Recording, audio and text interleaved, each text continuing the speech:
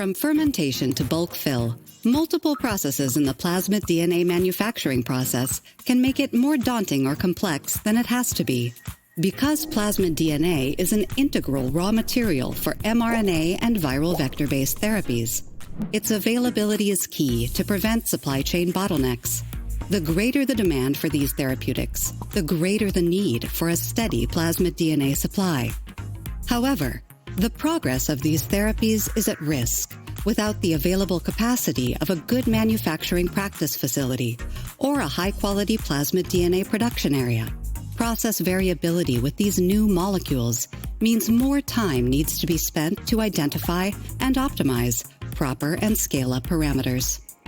So, how can you simplify the approach and produce the best possible pDNA? For starters, it's time to best foresee manufacturing risks upfront versus at the preclinical stage.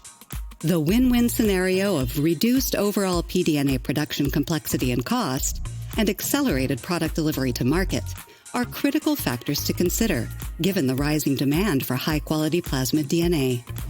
An integrated end-to-end approach, comprised of modular single-use technologies, can also provide the flexibility that pDNA production requires.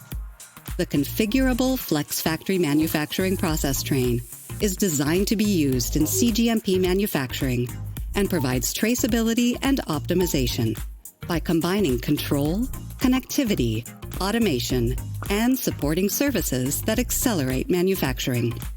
Scientists can commence a plasmid DNA project from a starting sequence to drug fill and product supply.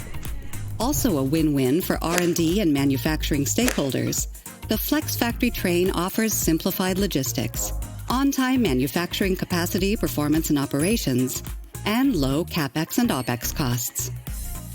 Scalable and future-proof, the FlexFactory train lets you better adapt to evolving therapeutics modalities to transform patient health today and in the future.